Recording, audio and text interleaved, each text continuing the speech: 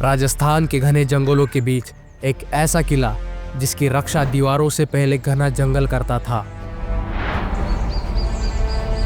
जहां हर पत्थर ने युद्ध देखा है और हर दीवार ने गर्व महसूस किया है। एक दुर्ग जो सुनाता है राजपूत वीरों के शौर्य की महत्वाकांक्षा और इतिहास के भीषण युद्धों की गूंज। ऊंचाई और जंगली जानवरों से घिरा ये इलाका युद्ध से पहले ही दुश्मन को थका देता था। रणथंबोर में दुश्मन को पहले प्रकृति से लड़ना पड़ता था और वही इस दुर्ग की सबसे बड़ी ताकत बन जाती थी। घने जंगलों में बाघ और तेंदुए इस किले के मौन प्रहरी थे और तालाबों और जल स्रोतों में मगरमच्छ प्राकृतिक खाई बन चुके थे। कैसे एक राजा ने युद्ध जीतने के बाद भी अपना सिर भगवान को अर्पण किया। कैसे इस भूमि पर घटित हुआ राजस्थान का पहला साका, जहां सम्मान की रक्षा के लिए जौहर की अग्नि जली। और कैसे जंगल बना इस दुर्ग की सबसे बड़ी ताकत। अरावली और विंध्य की पहाड़ियों के संगम पर बना यह है रणथंबोर किला।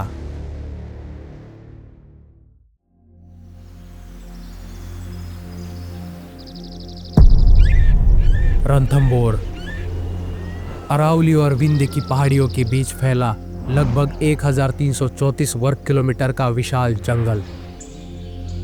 घनी वनस्पति, चट्टानी भूभाग और प्राकृतिक जल स्रोतों से भरपूर। इन्हीं घनी प्राकृतिक सीमाओं के बीच स्थित है रणथंबोर किला।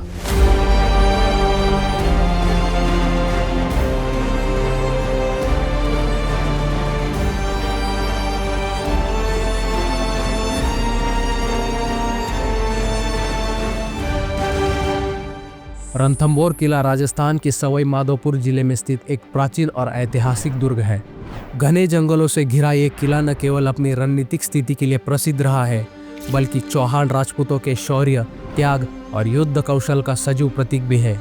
इतिहास, आस्था और प्रकृति के अद्भुत संगम के कारण रणथंबोर किला आज भी राजस्थान की वीर गाथाओं में एक विशेष स्थान रखता है।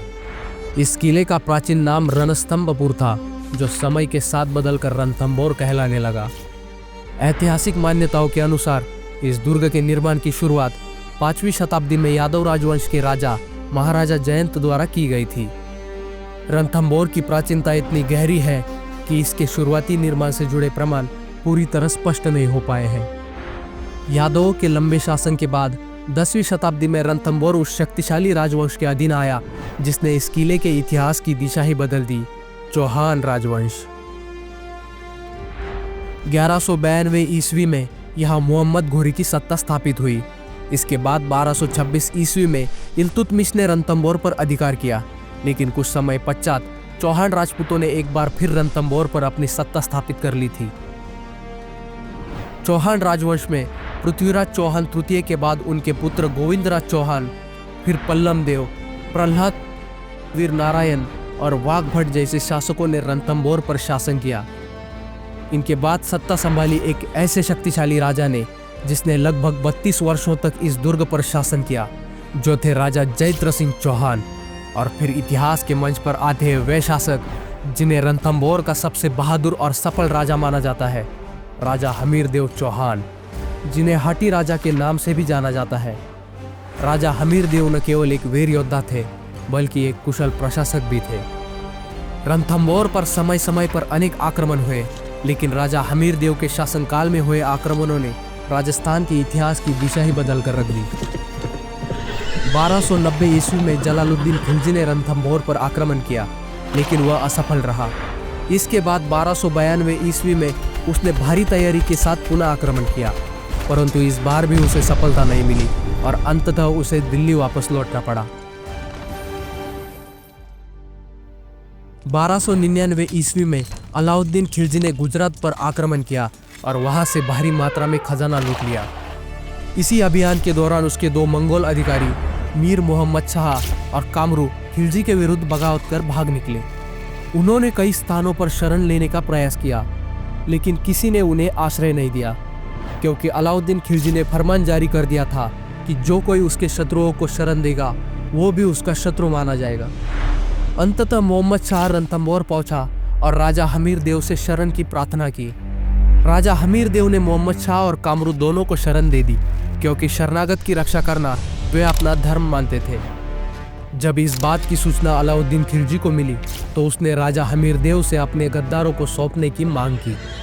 राजा हमीर देव ने यह मांग स्पष्ट रूप से अस्वीकार कर दी। इससे क्रोधित होकर अलाउद्दीन खिलजी ने अपने सेनापति नुसरत खान को रणथंबोर पर आक्रमण करने के लिए भेजा। नुसरत खान का सामना करने के लिए राजा हमीर देव ने अपने बहादुर सेनापति भीम सिंह को भेजा। दोनों सेनापतियों के बीच भीषण युद्ध हुआ, जिसमें नुसरत खान और भीम सिंह दोनों वीरगति को प्राप्त हुए और खिलजी की सेना को पीछे हटना पड़ा। इस पराजय से गुस्सा होकर अलाउद्दीन खिलजी ने स्वयं एक विशाल सेना के साथ रणथंबोर पर चढ़ाई करने का निश्चय किया। अलाउद्दीन खिलजी लगभग 1.5 वर्ष तक रणथंबोर किले की घेराबंदी कर बैठा रहा, लेकिन रणथंबोर के घने जंगलों और राजा हमीर देव की वीरता के कारण वो इतने लंबे समय तक किले पर अधिकार करने में असफल रहा। हालांकि समय के साथ पानी और रसद की कमी ने स्थिति को कठिन बना दिया। अंततः राजा हमीर देव को युद्ध के लिए किले के द्वार खोलकर रणभूमि में उतरना ही पड़ा। इसी अवसर का लाभ उठाकर अलाउद्दीन खिलजी ने राजा हमीर देव के एक सैन्य अधिकारी भोजराज और उसके 2 साथी रणमल तथा रत्तिपाल को किले का शासक बना देने का लालच देकर अपने पक्ष में कर लिया। युद्ध के लिए प्रस्थान करने से पहले राजा हमीर देव ने अपनी रानियों से कहा था कि यदि वे युद्ध में विजयी होंगे तो किले पर केसरिया ध्वज लहराया जाएगा और यदि पराजित हुए तो काले ध्वज दिखाए जाएंगे। यह भी निश्चित किया था कि यदि युद्ध में पराजय होती है तो सभी रानियां मिलकर जौहर करेंगी। इसके बाद राजा हमीर देव युद्ध के लिए प्रस्थान कर गए। प्राचीन कथाओं के अनुसार हमीर देव इस युद्ध में विजयी होते हैं, लेकिन उनके किले में लौटने से पहले ही भोजराज और उसके साथियों ने विश्वासघात करते हुए किले पर काले ध्वज फहरा दिए। दूर से काले ध्वज देखकर रानियों ने यह समझ लिया कि राजा हमीर देव युद्ध हार चुके हैं। तय परंपरा के अनुसार रानी रंगा देवी समेत सभी रानियों ने जलती अग्नि में कूदकर जौहर कर लिया। राजा हमीर देव की एक पुत्री भी थी, पद्मला। चूंकि जौहर केवल विवाहित स्त्रियां ही कर सकती थी और कुमारी कन्याएं नहीं, इसलिए पद्मला ने किले में स्थित पद्मा तालाब में कूदकर जल जौहर किया। इधर जब राजा हमीर देव किले के द्वार पर पहुंचे और उन्होंने काले ध्वज लहराते हुए देखे तो उन्हें तुरंत यह समझ में आ गया कि उनके साथ विश्वासघात हुआ है। वे किले के भीतर गद्दारों के पीछे दौड़े और हाथीपोल पर 3 गद्दारों में से एक को पकड़कर उसका सिर वही कलम कर दिया। आज भी हाथीपोल पर उस गद्दार के कटे हुए सिर की जगह एक पत्थर रखा हुआ है, जो इस विश्वासघात की मूक गवाही देता है। बचे हुए 2 गद्दार गणेश पोल से होते हुए किले के भीतर चले गए और उन्होंने गणेश पोल का द्वार अंदर से बंद कर दिया। ऐसा कहा जाता है कि उस समय राजा हमीर देव ने अपनी रानियों को बचाना अपना परम कर्तव्य समझा। भावुक होकर उन्होंने अपने आराध्य देव भगवान शंकर से प्रार्थना की कि मुझे किले के भीतर प्रवेश करने की शक्ति दीजिए। लोक कथाओं के अनुसार तभी उनके प्रिय घोड़े बादल में पवन शक्ति का संचार हुआ और वह लंबी चट्टानों को पार करता हुआ राजा हमीर देव को किले के भीतर ले गया। लेकिन तब तक बहुत देर हो चुकी थी। रानियां और राजकुमारी पहले ही जौहर कर चुकी थी। इसी कारण रणथंबोर में राजस्थान के इतिहास का पहला अग्नि जौहर और जल जौहर घटित हुआ। इस घटना ने राजा हमीर देव को भीतर तक तोड़ दिया। वे अत्यंत दुखी और व्यथित हो गए, क्योंकि युद्ध जीतने के बाद भी वे सब कुछ हार चुके थे। गहरे शोक और निराशा में डूबे राजा हमीर देव महादेव के मंदिर में पूजा करने गए। पूजा के उपरांत भगवान को अर्पण करने के लिए जब उनके पास कुछ भी शेष नहीं बचा तो उन्होंने अपनी तलवार से अपना सिर काटकर महादेव को समर्पित कर दिया। इसी प्रकार त्याग, शौर्य और आस्था से भरे एक महान राजा का अंत हुआ।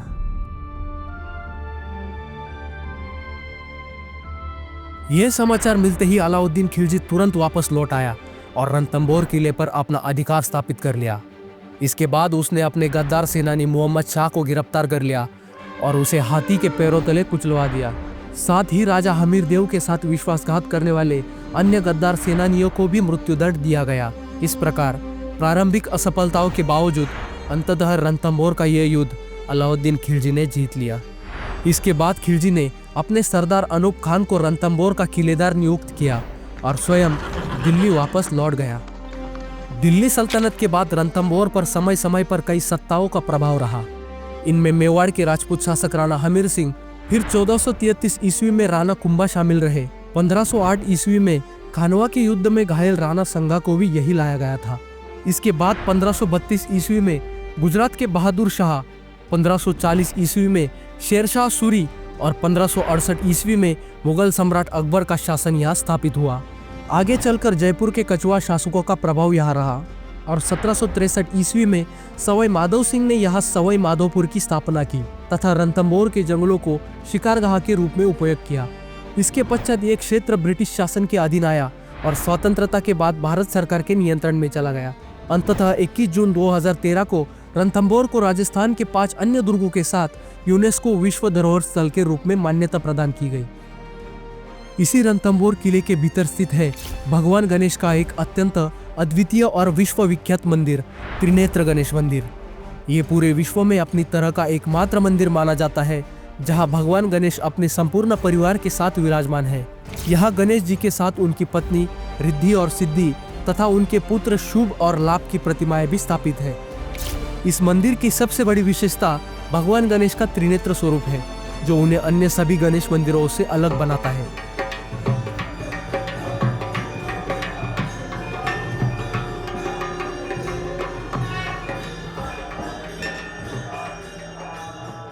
दूर दूर से भक्त यहाँ दर्शन के लिए आते हैं और प्रत्येक चतुर्थी को इस मंदिर में श्रद्धालुओं का विशाल मेला लगता है।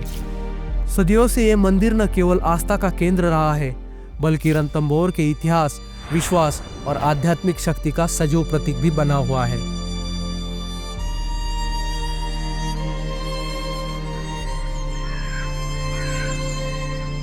रणथंभौर किला रणथंभौर नेशनल पार्क के जोन नंबर 3 के प्रवेश द्वार के पास स्थित है। यही कारण है कि किले तक पहुंचते ही चारों ओर घना जंगल और वन्य जीवों का प्राकृतिक वातावरण दिखाई देता है। रणथंभौर किले की यात्रा उसके प्राचीन प्रवेश द्वार से आरंभ होती है, जहां पहला कदम रखते ही इतिहास की गंभीरता महसूस होने लगती है। संकरे घुमावदार रास्ते, ऊंची प्राचीरें और चारों ओर फैला घना जंगल मिलकर ये स्पष्ट कर देते हैं कि ये किला केवल रहने के लिए नहीं, बल्कि युद्ध के लिए रचा गया था। रणथंभौर किले के भीतर अनेक स्थानों पर ऐसे विशेष चिन्ह और प्रतीक देखने को मिलते हैं, जो सूर्यवंशी वंश की उपस्थिति और प्रभाव को दर्शाते हैं। पत्थरों पर उकेरे गए ये निशान उस काल के शासकों की पहचान और उनके अधिकार का संकेत माने जाते हैं। आज भी ये प्रतीक किले की दीवारों पर उस वंश की ऐतिहासिक छाप के रूप में सुरक्षित दिखाई देते हैं। किले में प्रवेश करने के बाद सबसे पहले जिस द्वार से सामना होता है वह है नवलखा पोल। यह पोल का अर्थ होता है दरवाजा। यह विशाल और सुदृढ़ प्रवेश द्वार रणथंभौर की सुरक्षा व्यवस्था की पहली कड़ी था। इस दरवाजे से आगे बढ़ते ही सामने 5 देवों की प्राचीन मूर्तियां दिखाई देती है, जिन्हें किले के निर्माण के समय ही यहाँ स्थापित किया गया था। प्राचीन काल में जब किसी किले की नींव रखी जाती थी, तब उसकी रक्षा और समृद्धि के लिए 5 कुल देवताओं की स्थापना की जाती थी। यह परंपरा किले को केवल भौतिक रूप से ही नहीं, बल्कि आध्यात्मिक रूप से भी सुरक्षित करने का प्रतीक मानी जाती थी। नवलखा पोल से आगे ऊपर चढ़ते हुए किले का दूसरा ऐतिहासिक प्रवेश द्वार दिखाई देता है, हाथी पोल। इस द्वार के सामने स्थित एक विशाल प्राकृतिक चट्टान बैठे हुए हाथी के समान प्रतीत होती है, जिसके कारण इस द्वार का नाम हाथी पोल पड़ा। यही वह स्थान है जहां राजा हमीरदेव ने विश्वासघात करने वाले गद्दार का सिर कलम किया था।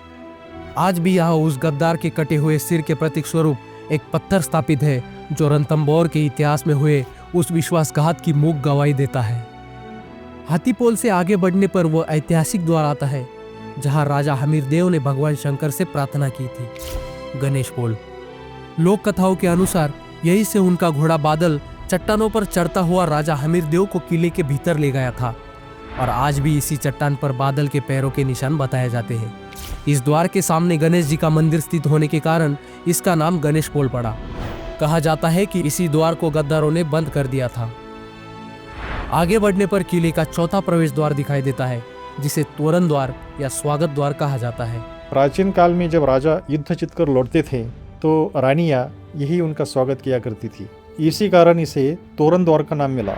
इस द्वार को कंफ्यूज द्वार भी कहा जाता है, क्योंकि यहाँ से आगे 2 रास्ते दिखाई देते हैं, लेकिन किले के भीतर जाने का सही मार्ग अंधेरे के कारण आसानी से नजर नहीं आता, जबकि दूसरा मार्ग दुश्मनों के लिए एक जाल साबित होता था। इसी अंधेरे और भ्रमित करने वाली बनावट के कारण इसे अंधेरी पोल भी कहा जाता है। रणथंभौर किले के भीतर कुल 25 मंदिर निर्मित है। साथ ही यहाँ कुछ मज़ारें भी स्थित है। सामने इन्हीं में से ही एक मंदिर स्थित है, जो है सीताराम मंदिर। आगे बढ़ने पर किले के भीतर 2 मार्ग दिखाई देते हैं। एक मार्ग गणेश मंदिर की ओर जाता है, जबकि दूसरा मार्ग बादल महल की दिशा में ले जाता है। इन दोनों रास्तों के बीच उस समय के अतिथियों के ठहरने के लिए कमरे बनाए गए थे। सामने स्थित बादल महल राजा के विश्राम के लिए निर्मित किया गया था। किले की ऊंचाई पर स्थित होने के कारण यह महल बादलों के निकट प्रतीत होता है। इसी वजह से इसे बादल महल कहा जाता है। यह रानी महल है जहां किले की रानियां निवास करती थी। इसी महल के समीप स्थित स्थान पर रानी रंगादेवी और अन्य राज परिवार की महिलाओं ने मिलकर राजस्थान का पहला जौहर किया था। ये स्थान रणथंभौर के इतिहास में त्याग, सम्मान और बलिदान की सबसे मार्मिक गवाही देता है। जब हम गणेश मंदिर की ओर बढ़ते हैं तो मार्ग में एक विशिष्ट वास्तु संरचना दिखाई देती है जिसे 32 खंबा छतरी कहा जाता है। इस छतरी का निर्माण राजा हमीरदेव ने अपने पिता राजा जयद्रथदेव की स्मृति में करवाया था। राजा जयद्रथदेव ने रणथंभौर पर 32 वर्षों तक शासन किया था और उसी स्मरण में इस छतरी को 32 खंभों के साथ निर्मित किया गया। यह संरचना रणथंभौर के इतिहास में श्रद्धा, सम्मान और वंश परंपरा का प्रतीक मानी जाती है। 32 खंबा छतरी के निचले भाग में भगवान महादेव का एक प्राचीन मंदिर स्थित है। यहाँ स्थापित शिवलिंग अत्यंत पुराना और विशेष महत्व रखता है। इस शिवलिंग की सबसे अनोखी विशेषता यह है कि यह 2 धारी शिवलिंग है जो इसे अन्य शिवलिंगों से अलग पहचान देता है। 32 खंबा छतरी के पीछे एक और ऐतिहासिक वास्तु दिखाई देती है जिसे अधूरी छतरी कहा जाता है। यह छतरी अपने निर्माण के दौरान ही अधूरी रह गई थी। लोक मान्यताओं के अनुसार इसके निर्माण की शुरुआत राणा संगा की पत्नी ने करवाई थी। राणा संगा जो राणा कुंभा के पुत्र थे, लेकिन किसी कारणवश यह संरचना पूर्ण नहीं हो सकी। आज यह अधूरी छतरी रणथंभौर के इतिहास में अधूरे सपनों और समय के प्रवाह की एक मौन प्रतीक बनी हुई है। यहाँ से आगे बढ़ने पर हमीर महल दिखाई देता है जहाँ राजा हमीरदेव निवास किया करते थे। इसी महल के पीछे नया रानी महल भी निर्मित है जो राज परिवार के आवासीय परिसर का हिस्सा रहा। हमीर महल के सामने एक सुंदर उद्यान स्थित है जहाँ आज भी प्राकृतिक रूप से मोर और अन्य जीव जंतु विचरण करते दिखाई देते हैं। यह है पद्मावती तालाब, रणथंभौर के इतिहास का एक अत्यंत मार्मिक स्थल। मान्यताओं के अनुसार इसी तालाब में राजा हमीरदेव की पुत्री पद्मा ने कूदकर राजस्थान का पहला जल जौहर किया था। यह स्थान त्याग, सम्मान और बलिदान की उस परंपरा का सजीव प्रतीक है जिसने रणथंभौर को केवल एक किला नहीं बल्कि इतिहास की अमर गाथा बना दिया। इसी पद्मावती तालाब के किनारे पाताल देवी का मंदिर भी स्थित है। ये प्राचीन मंदिर स्थानीय आस्था का महत्वपूर्ण केंद्र माना जाता है। ये मार्ग त्रिनेत्र गणेश मंदिर की ओर जाता है। इस रास्ते में 2 प्रमुख धार्मिक स्थल आते हैं, एक हनुमान जी का मंदिर और दूसरा प्राचीन मां अन्नपूर्णा माता का मंदिर। किला घने जंगलों के बीच स्थित होने के कारण इस मार्ग पर अनेक पक्षियों और वन्य जीव दिखाई देते हैं। विशेष रूप से यहाँ बंदरों की संख्या अधिक देखने को मिलती है।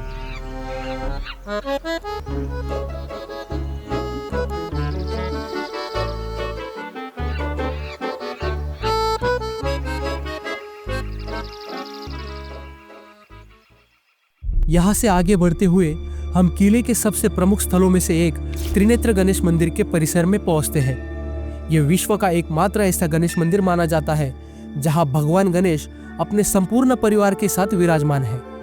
यहाँ भक्तों की सदैव भारी भीड़ रहती है। मंदिर परिसर में प्रसाद और पूजा सामग्री की अनेक दुकानें दिखाई देती है। मंदिर के भीतर भगवान गणेश की सुंदर प्रतिमा के दर्शन होते हैं और चारों ओर एक अत्यंत भक्तिमय एवं आध्यात्मिक वातावरण व्याप्त रहता है। मंदिर से लगभग 700 से 800 मीटर की दूरी पर एक स्थान आता है जिसे गुप्त गंगा कहा जाता है। यह जमीन के नीचे से जलधारा निरंतर निकलती रहती है और मान्यता है कि ये कभी नहीं सूखती। इसी कारण किले में जल की कमी नहीं होती थी। इससे कुछ आगे 2 विशाल धान के गोदाम दिखाई देते हैं जिन्हें जोरा बोरा कहा जाता है, जहां प्राचीन काल में लंबे समय तक अनाज संग्रहित किया जाता था। आगे बढ़ने पर एक छतरी भी दिखाई देती है जिसके भीतर एक शिवलिंग स्थापित है। कहा जाता है कि इसी स्थान पर राजा हमीरदेव की पुत्री पद्मा भगवान महादेव की पूजा किया करती थी। इस किले में जंगल की ओर से प्रवेश करने के लिए 3 प्रमुख द्वार हैं, दिल्ली गेट, सतपोल गेट और सूरज पोल। इन्हीं में से सतपोल गेट के समीप भगवान महादेव का एक प्राचीन मंदिर स्थित है। ये वही प्राचीन मंदिर है जहाँ राजा हमीरदेव प्रतिदिन पूजा किया करते थे। मान्यता है कि इसी मंदिर में उन्होंने अंतिम बार पूजा कर अपनी आस्था और बलिदान का सर्वोच्च उदाहरण देते हुए अपना सिर भगवान महादेव को अर्पित किया था। किला अत्यंत विशाल होने के कारण इसके भीतर अनेक प्रकार की प्राचीन वास्तु संरचनाएं देखने को मिलती है। समय के साथ ये इमारतें आज खंडर अवस्था में पहुंच चुकी है, लेकिन उनके अवशेष अब भी रणथंभौर के गौरवशाली अतीत की झलक देते हैं। ये खंडर बताते हैं कि कभी ये दुर्ग जीवंत और समृद्ध ऐतिहासिक केंद्र हुआ करता था। रणथंभौर केवल पत्थरों से बना एक किला नहीं है, ये त्याग, शौर्य और आस्था की जीवित स्मृति है। यहाँ की दीवारों ने युद्ध देखे हैं, जंगलों ने सैनिकों का काम किया है और मंदिरों ने उन आत्माओं की प्रार्थनाएं सुनी है जिन्होंने सम्मान को जीवन से ऊपर रखा। राजा हमीरदेव का बलिदान, रानियों का जौहर और इस दुर्ग की अड़िग आत्मा, ये सब मिलकर रणथंभौर को इतिहास नहीं बल्कि एक चेतना बनाते हैं। समय बदला, सत्ता बदली, लेकिन रणथंभौर आज भी खड़ा है। आज जब हम इस दुर्ग से विदा लेते हैं तो ये किला हमें याद दिलाता है कि समय सब बदल देता है, पर शौर्य, सम्मान और बलिदान कभी नष्ट नहीं होते।